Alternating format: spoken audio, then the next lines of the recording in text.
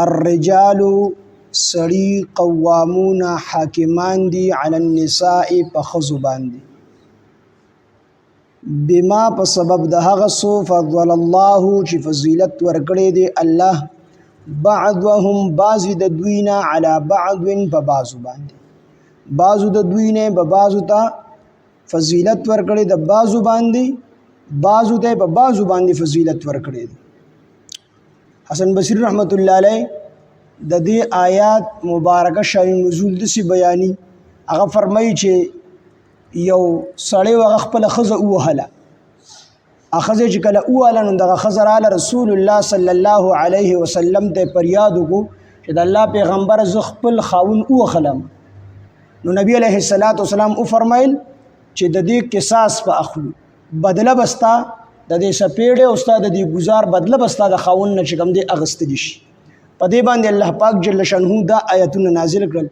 چې الرجال قوامون علی النساء دا سړی نه غهبانان دي په دې خزو باندې دا حکمرانان دي په دې خزو باندې حاکمان دي په دې خزو باندې لہذا د دین تاسو بدل نشي اغست دي نو چې کله دا آیات نازل شو نبی علیه الصلاۃ والسلام د دې آیات د نزول نه بعد او فرمایل وی مونږ د یو سیز اراده کو او الله پاک جل شانه د بل سیز اراده و فرمای یعنی ما خو د دې اراده کړی و چې زبد د خزله د خاون نه بدل واخلم د خزینه سپیړه استن د خاون نه بورله سپیړه او باسم خو الله پاک جل شانه بل اراده فرمایلی دا چې هغه دا چې دا سړی په د خزو باندې حاکمان دی به حکمرانان دی به نگهبانان دا سړي نو فرمایي چې الرجال سړي قوامون دا به حاکمان وی علی النساء په خزو باندې د سوجنه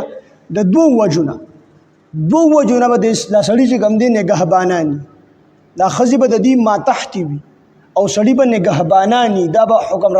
حاکمان به د خزو باندې د دوه وجونه یو وجه دا کسبی او وهبی دا یعنی الله پاک انسان ته د کشان دی ور کړی د انسان به کسب او اختیار نشته دی چې انسان سکار او د دې وجنه دی حاکم ګنا الله وهبی دا یو فضیلت انسان نارینه ته په خزه باندې الله وهبی ور کړی تاسو ما بیګا ویلو یو سيزونه دي چې هغه اختیاري دي او غیر اختیاري دي نو دا غیر اختیاري سیز دي چې بده کې د انسان وس نه چلی هغه کم دي هغه دا چې علی النساء الرجال سړي قوامون نگهبانان دي حاکمان دي علی النساء په خزو باندې بما په سبب د هغه سو فضل الله چې فضیلت ورکړي دي الله بعضهم بعض د دوینا یعنی بعض د انسانانو نه علی بعض په بعضو باندې بعضو د په بعضو باندې فضیلت ورکړي دي او تفسیر جلالین د دې تفسیر کړي دي بتفضیله لهم علیهن بالعلم والعقل بعضو ته په بعضو باندې ولې فضیلت ورکړي دي سړی ته په خزه باندې ولې فضیلت ورکړي دي بالعلم والعقل په علم کې سړی زیات دي فطرتي طور الله پاک جل شانه په سړی کې د علم دا چې کوم دي زیات پیدا کړی علم ماده به زیات پیدا کړی والعقل او عقل په تر دې طور په انسان نارینه کې الله قدرتي طور زیات پیدا کړی د دې وجنه دوه خزې د یو سړي قائم مقام دي په گواهی کې گواهی په هشي نو یو سړی او دوه خزې برابر دي کو دوه خزې وي یو سړی وي نو گواهی چې کوم دي پوره کیږي او کنه یو خزې وي یو سړی وي بیا گواهی نه پوره کیږي ځکه دا دوه خزې د یو سړی خزې دا چې کوم دي ناقص العقل دي او ناقص الدین دي د دې دین نیم دي د خزو عقل نیم دیني بدینم دي چې ډیر ورځې چې کوم دي هغه د زنانه په کې مونږ نه کوي هغه په بیماری کې تیری شي نو دیني په دې وجه باندې نیم او عقل په دې نیم دي چې دوه خزې د یو سړي چې کوم دي قائم مقام نو تفسیر جلالین وی چې دا فضیلت بعضو د بعضو فضیلت سور کړي بتفضیله لهم علیهن په زیاتوالی د سړو ته په دې خزو باندې بالعلم والعقل په علم او عقل کې دا سړی د خزینه قدرتي طور زیات پیدا کړی دي نو یو فضیلت خدا شو دویم څه فرمایي وبما او په سبب د هغه انفقوا چې دوی خرج کړل له سړو من اموالهم خپل مالونه د سړو خپل مال خرج کړي دی وجنه د سړی نگهبانان دي حاکمان دي یو خدا چې سړی په علم او عقل کې الله زیات پیدا کړی دی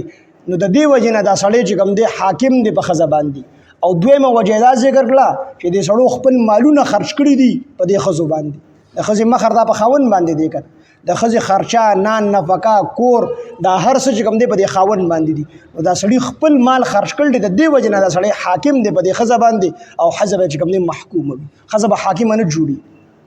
چې کوم کور ښځه مشري پښتانه وي هغه کور رواني ولې دی که الله پاک د حاکمیت ماده نه دا اچولي نه شي کولی حاکم نو فرمایي چې الرجال سړي قوامون حاکمان دي علی النساء په ښځو باندې نو لومبی سبب یو وجه ده بما په سبب د هغه فضل الله چې فضیلت ورکړي دي بعضهم بعض د دوی نه علی بعض بعضو باندې بعضو د دوی نه علی بعض په بعضو باندې بعضو ته په بعضو باندې فضیلت ورکړي دي هغه څه دي تاسو موږ چې په علم او عقل کې نارینه په زنانه باندې زیات پیدا کړل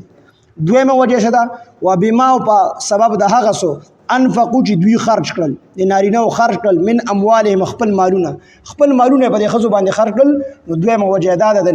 نگهبانۍ